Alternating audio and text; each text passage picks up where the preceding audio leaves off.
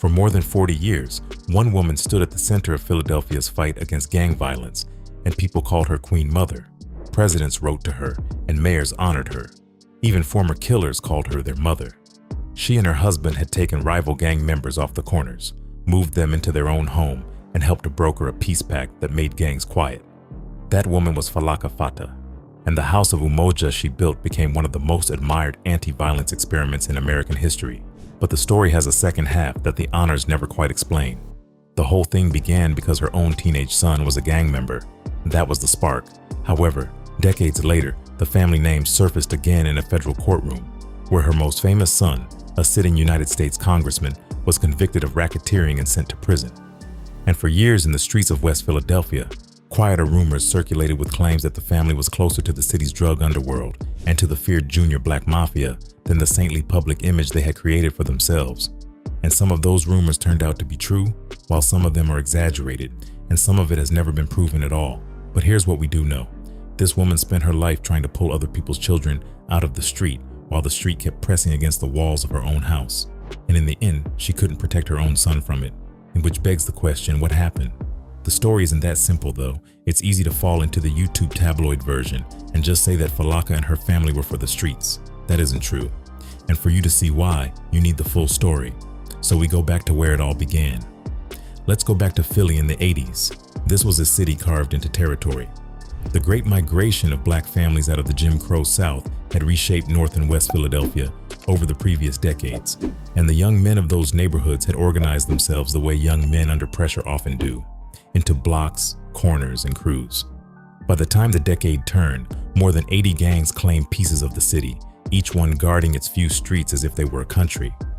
The violence that came with it was staggering. Researcher Robert Woodson, whose case study of the House of Umoja remains one of the most detailed accounts of the period, described Philadelphia as the youth gang capital of America, and reported that an average of 39 young black men were dying every year from gang violence between the mid-1960s and the early 1970s. Material later published by the House of Umoja put more than 300 homicides between 1964 and 1974 down to gang activity, with 43 gang murders recorded in 1973 alone. For the children of these neighborhoods, the danger was geographic and constant. Crossing the wrong street could get you killed, not because of anything you had done, but because of where your feet happened to be. The people who lived through it describe a daily arithmetic of survival. Which corners were safe, which were not. Which leather coat might stop a blade. That world had layers underneath it that mattered just as much as the street gangs. The same era produced the original Black Mafia, an organized crime network that would cast a long shadow over the city for the next 20 years. The teenage corner gangs and the adult crime organizations were not the same thing, but they grew in the same soil, recruited from the same blocks, and over time their stories would bleed into one another. Keep that in mind because it becomes important later. Philadelphia's police, meanwhile, struggled to contain any of it. Sweeps and crackdowns alienated the very residents they were supposed to protect. Woodson's account describes a department that routinely harassed anyone on the street after dark as a presumed bad actor, and notes that officers initially threatened to arrest Falaka herself for harboring gang members under her roof. The relationship between the community and the law was poison, and into that vacuum stepped a woman who had no training in any of this and almost no plan. She was not born Falaka Fata. She came into the world as Frances Brown in 1933, raised in North Philadelphia, in the same kind of neighborhood she would later spend her life trying to heal. By the time the 1960s were ending, she was a working journalist. Accounts of her early career describe her reporting for the Philadelphia Tribune, the city's historic black newspaper, before the events that would define her. She had a reporter's instincts, curiosity, persistence, a habit of chasing a story until it answered her. Those instincts are the thread that runs through everything that follows. The turning point came in 1968 at a Black Power conference held at the Church of the Advocate in North Philadelphia. More than 3,000 people gathered there, not to settle on a single ideology, but to translate the language of Black Power into practical action. Attendees were assigned to work based on their skills, and because she was a journalist, Falaka was placed in the communications workshop. She walked out of that conference with an assignment that would change the rest of her life, to build a communication vehicle for the community. That vehicle became Umoja magazine, named for the Swahili word for unity. It was also at a fundraising event tied to this work that she met the man who would become her partner in everything. A young Temple University student and activist with the Black Student League stepped forward to volunteer. His name was David. Within 2 months, he had married her and become, in her own telling, an instant father to her 6 sons. They took the surname Fata, which they understood to mean revealer. She became Falaka. He became David Fata, and he stayed at her side for the next 50 years. The magazine is what pulled her toward the violence.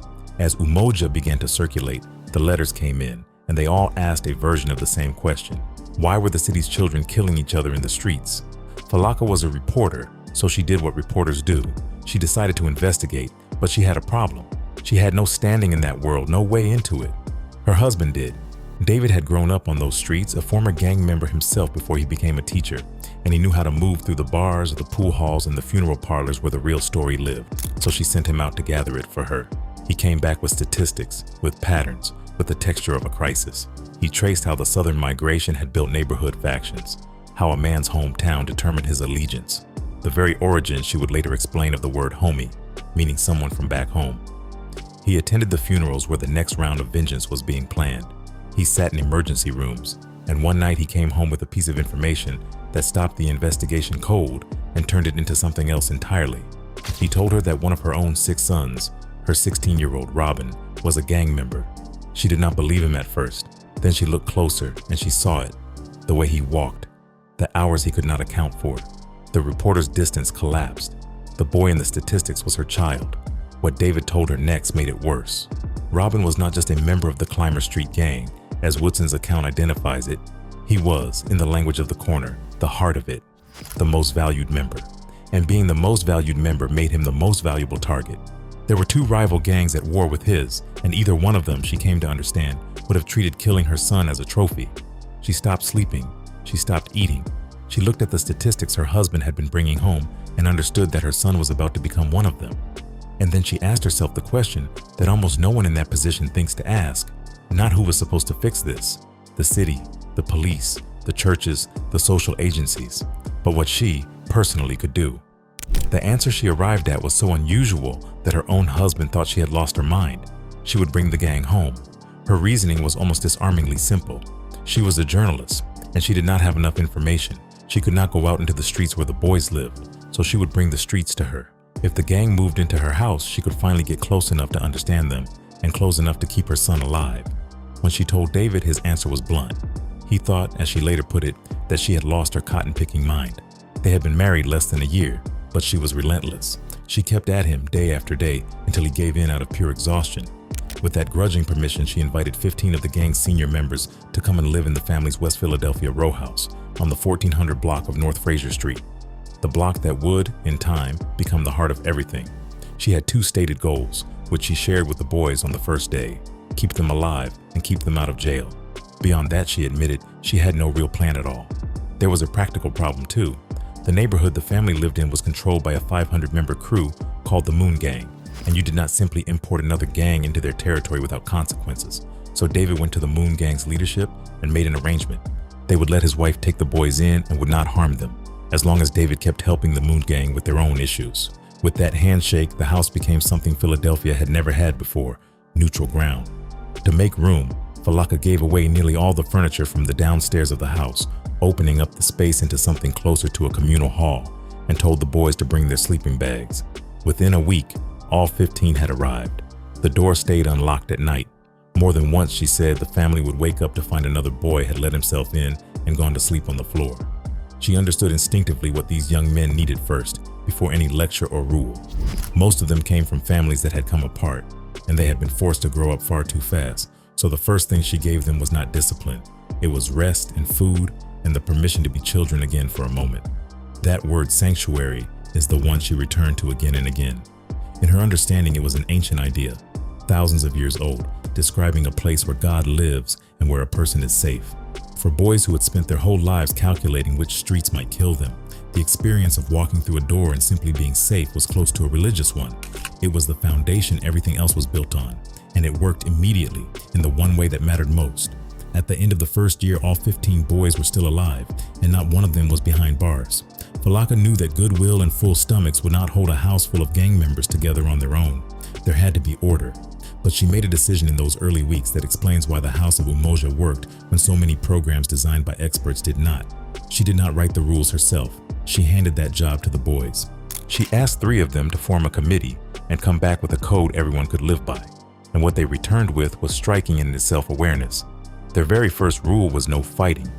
It seems an obvious thing for a gang to forbid until you understand their reasoning. They had concluded from hard experience that they did not know how to fight and then stop.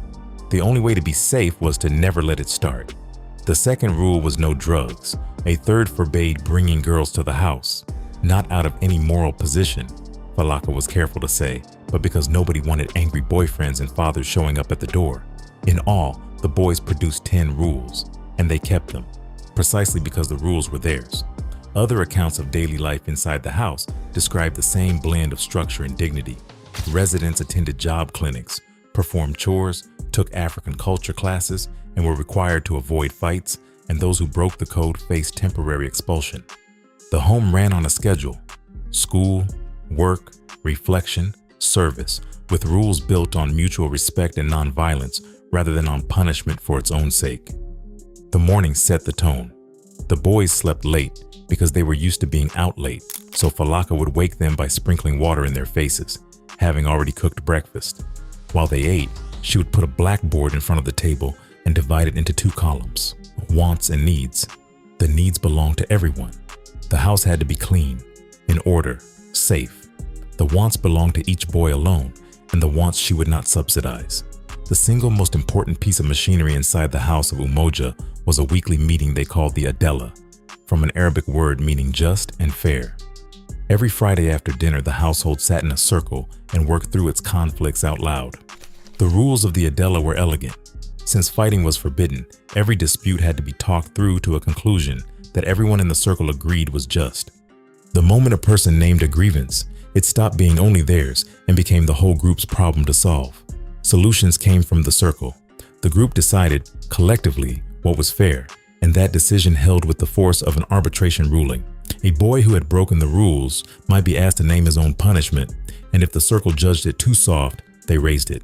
This is the part outsiders consistently underestimated. The Adela was not a touchy-feely add-on. It was the control mechanism that made a house full of armed, traumatized teenagers governable without violence. It turned every conflict into a shared civic problem, and it taught a generation of corner soldiers a skill almost none of them had ever been offered: how to disagree, hard, and walk away without blood. Curtis Jones Jr., who lived at the house as a young man and went on to become a Philadelphia City Council member, described the atmosphere it created. He compared the block to a neutral country, like Switzerland. You were not allowed to take your frustration out on anyone.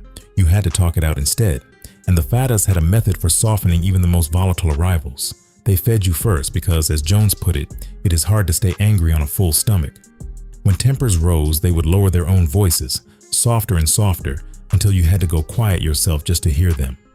The structure that held all of this together was the family, not as a metaphor, but as a working system with roles and a clear chain of authority. The boys were called sons. They addressed Falaka as Queen Mother, a title rooted in continental African tradition, and the whole household drew on Afrocentric ideas of identity and self-worth. New arrivals were given African names, each one carrying an obligation. Curtis Jones was named Majid, meaning teacher, and with the name came a charge to leave the community better than he found it and to live up to what the name demanded. The 7 principles of Kwanzaa ran through the daily life of the house: unity, faith, self-determination, and the rest. At the top of the hierarchy stood Falaka and David, mother and father of a household that would eventually claim thousands of sons. Beneath them, the older and more trusted residents became counselors and mediators, carrying the methods to the newer boys. The model was built to reproduce itself, with yesterday's gang member becoming tomorrow's peacemaker. It is the same principle that modern violence prevention programs now call the credible messenger. The idea that the person most likely to reach a young man on the edge is someone who has stood exactly where he is standing. The House of Umoja was running on that logic decades before it had a name. Word of the place spread fast, and it spread through exactly the channels you would expect: Probation officers began to notice that their clients were living there, and by around 1970, Philadelphia courts started sentencing boys to spend their time at the West Philadelphia house instead of in a cell. 2 years after that, the government began to fund the work. A program that had started as one woman's improvisation was becoming an institution. It also began to grow physically. Over the years, the Fatahs acquired the row houses around them on the 1400 block of North Fraser Street, more than 20 properties in all, and turned the block into a compound they called Boys Town. They later remodeled it to echo the architecture of the ancient Malian city of Janneh, a deliberate statement that the young men living there were the inheritors of a civilization, not the products of a slum. There was a peace garden where boys would go to bury their conflicts, sometimes literally as well as symbolically. The Fatahs understood something that a lot of well-meaning programs missed. A boy with nothing to do and no way to earn is a boy the corner can always reclaim. So alongside the counseling and the culture classes, the house built an economic engine. They ran job clinics, set up an Umoja Economic Bureau, and started a Rent-A-Kid program that placed young men in paid work, giving them a legitimate way to put money in their pockets and a reason to stay off the streets. Robin Davenport, the founding son himself, became a driving force behind this side of the operation, leading the economic outreach for much of his adult life and helping expand programs that connected residents to jobs and opportunity. Peace and a paycheck went together. The Adela could settle a beef on Friday night, but employment was what kept a young man from needing the corner on Monday morning. One episode from the early 1970s shows the whole system working at once, and it explains how the household's small weekly meeting grew into a citywide strategy. By then, it was well known around the city that a woman in West Philadelphia was living with gang members. So when Mayor Frank Rizzo ordered the gangs to surrender their weapons to local fire stations, a reporter came to her door to ask whether she thought they actually would. She did not soften it. She told him no, flatly, and went further, calling the new mayor a racist and saying she could not imagine any black person, let alone armed gang members, handing their guns to him. The moment the reporter left, she realized she had said something reckless that would land on her boys, so she did what the house had trained her to do. She brought her mistake to the Friday Adela and confessed it to the circle, and the boys, instead of panicking, solved it. They told her the answer was not to ask the gangs to turn their guns in to anyone. It was to ask them to put the guns away among themselves on their own terms, as a matter of their own word. Woodson's study notes that some of the Clymer Street members who turned down the Fatah's invitation went on to become leaders of organized crime, but it captures why the model held. The same process that settled a dispute over someone entering another boy's room without permission could, scaled up, settle a dispute between armies.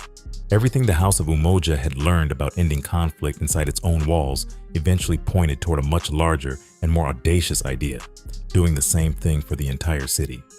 By the early 1970s, with the killing reaching its peak, Falaka decided to try to seat the city's warring gangs across a table from one another. She had no diplomatic training, so she went looking for people who did. The only group she could think of that managed to put enemies in the same room without bloodshed was the United Nations. So she wrote to them and asked how it was done. And remarkably, they wrote back, sending her a package of material on seating and arranging hostile parties, which she adapted to fit a row house in West Philadelphia. The gang conferences that grew out of this led to the centerpiece of the entire House of Umoja story. On January 1st, 1974, the leaders of dozens of Philadelphia's street gangs signed a peace pact that David Fatah had authored. It was called the Imani Peace Pact, Imani being the Swahili word for faith, and faith was the heart of it. The pledge asked young men who had stopped believing in treaties and in each other to simply give their word and keep it. By various accounts, around 400 gang members, representing more than 30 groups, signed the original pact, and as many as 85 gangs eventually joined. The numbers that followed are why the world paid attention. Gang-related deaths, which had been averaging around 39 a year in the city, fell steadily after the pact, down to 6 by 1976, and by 1977 to a single reported gang killing for the entire year. Citywide homicides dropped from a decade high near 450 toward a decade low around 320 in the same window.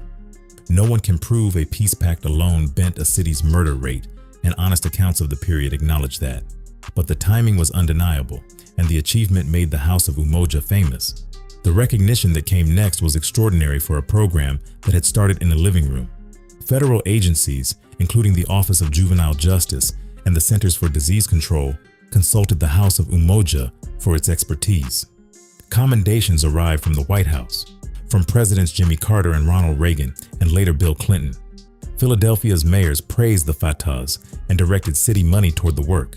The national press profiled the house, and the story that ran over and over was the same warm one: the selfless community mother who took in the city's most dangerous boys and loved them into peace.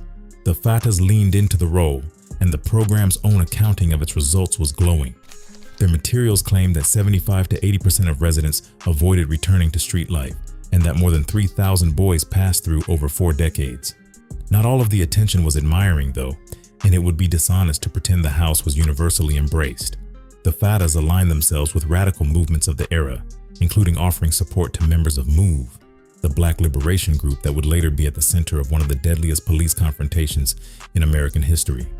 That support drew intense police scrutiny and public criticism, and critics questioned the couple's lack of formal training and accused the house of sheltering criminals. No criminal charges are known to have ever come out of the program's operations, but the friction was real, and it is part of why a clean, uncomplicated halo never quite fit the place. Those figures deserve a note of caution, and it is worth being honest about it. Much of the data on the program's success comes from the Fatahs themselves or from sympathetic researchers, and independent verification is thin. The house, at its peak, could only hold a few dozen boys at a time, which meant that even in its best years it reached only a sliver of a city with something like 100 gangs. The limits cut deep in another way too. Woodson's study notes that some of the Clymer Street members who turned down the Fatah's invitation went on to become leaders of organized crime. The same doorway that led one boy to a peace garden led the boy beside him back toward the underworld. The model saved lives demonstrably. It could not by itself save a city. And as the next part of the story shows, it could not even fully insulate the family at its center. For most of the public, the House of Umoja story ends with the awards, the peace garden, and the Queen Mother in her African garb. But there is a second story braided through the first one, and it is the reason this account exists. The same family that became Philadelphia's symbol of redemption from the street was never cleanly separated from the street's gravity, and on more than one occasion, that gravity pulled hard. Start with the most basic fact, the one the heroic version tends to soften. The entire house of Umoja exists because of a gang member, and that gang member was Falaka's own child. Robin Davenport, later known as Jusari Fatah, was the 16-year-old whose membership in the Clymer Street gang set everything in motion. His story is, in the end, the program's best advertisement. He turned away from the corner, became a central figure in the family's work, and spent his adult life running the economic outreach efforts of the House of Umoja, helping launch programs to find jobs and opportunity for ex-gang members until his death. The boy who could have been a statistic became proof the model worked.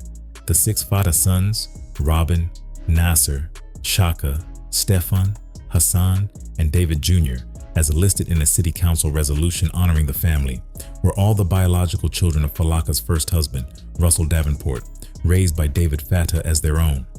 Most of them lived quiet lives, 2 of them did not.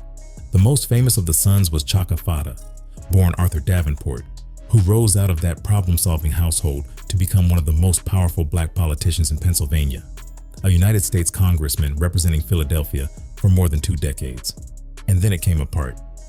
In 2015, the Department of Justice indicted Congressman Chaka Fatah on charges of racketeering, bribery, and money laundering tied to his campaign and his finances.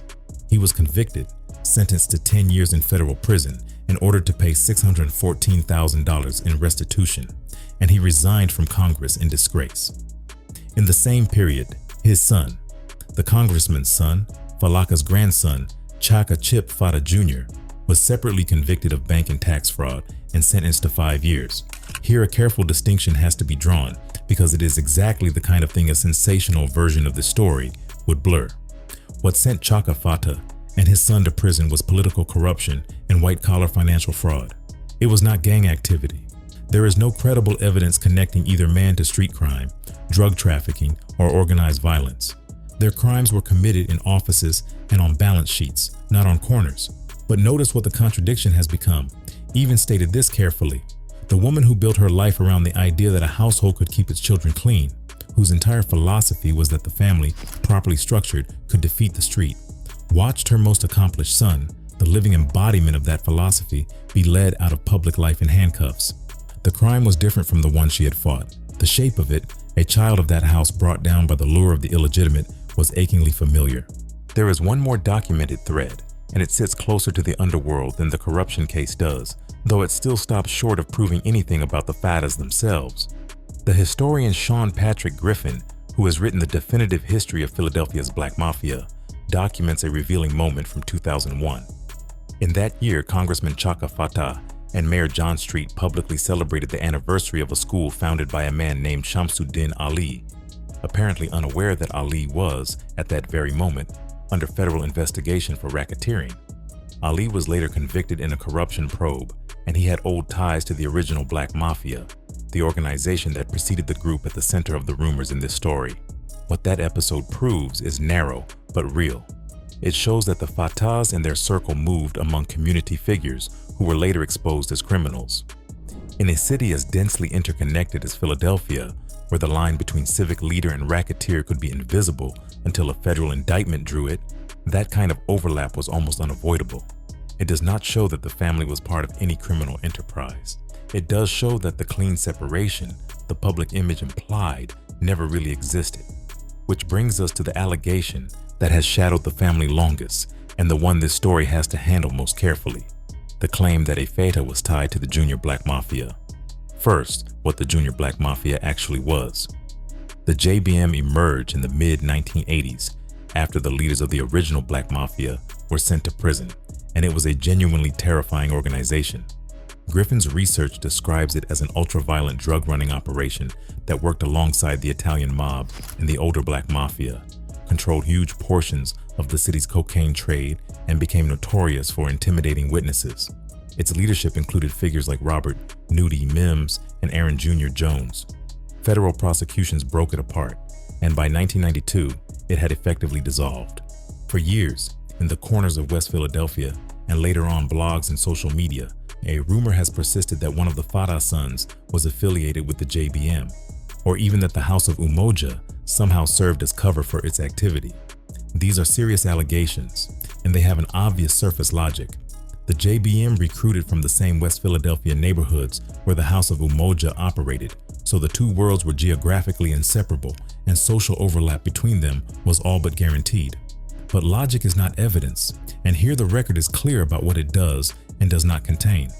There are no court documents, no reputable news reports, and no academic studies that identify any member of the Fattah family as a member or associate of the Junior Black Mafia.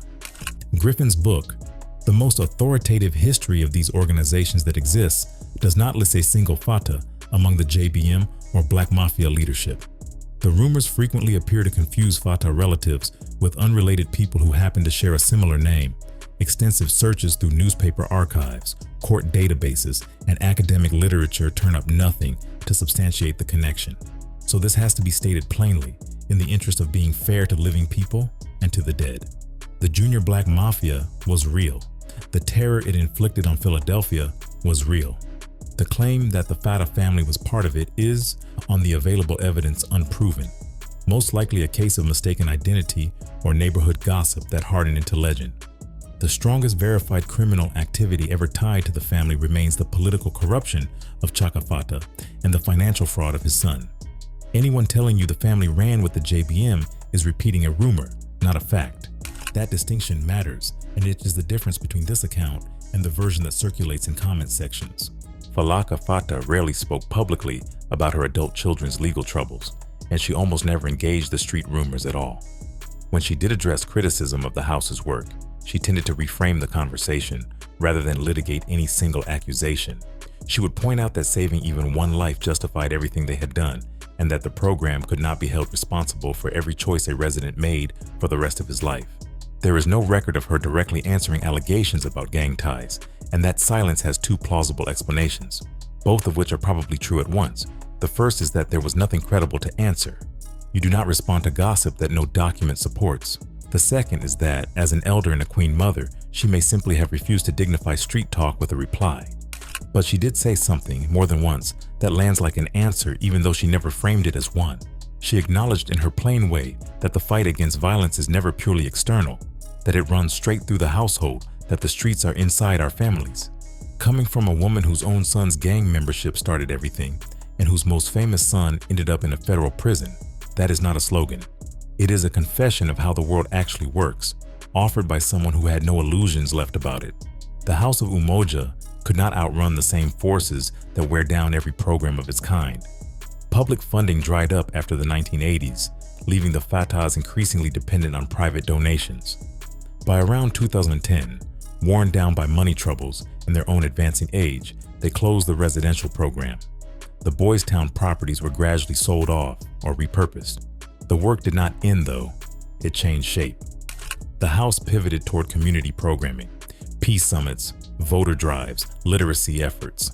Well into her 90s, Falaka launched a Reading is Resistance campaign to put banned books into the hands of children. David Fatah died in December 2018 at 75, and the next generation stepped forward. Their grandson, Anthony Bannister Fatah, took the helm and began trying to revive Boys Town on a shoestring, looking for grant writers and government partners who, by his own account, were strangely slow to call back a program once considered the crown jewel of the city's anti-violence work. By then, the contradiction had largely settled into the historical record in a particular way. The indictment of her son tarnished the family's public image, but most Philadelphians kept the two stories separate, holding the congressman's corruption apart from his parents' decades of service. The gang rumors never broke through into the mainstream narrative at all. In local memory, she remained the Queen Mother, honored with city resolutions, revered by the men she had raised. So what do you do with a story like this? The easy moves are both available and both are wrong. You could turn Falaka Fatah into a flawless saint and simply look away from the prison sentences and the rumors, the way the awards ceremonies tended to. Or you could do the opposite and reach for the most damning version, the secret gangster matriarch, the house as a front, and present gossip as exposé.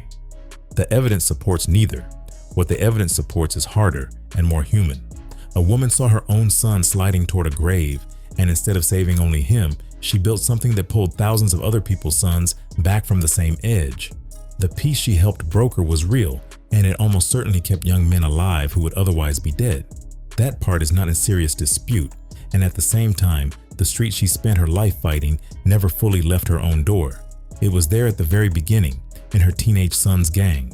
It surfaced again decades later and in a different uniform, when her most accomplished child was convicted in federal court. It hovered at the edges of her social world in the figures around her who turned out to be criminals.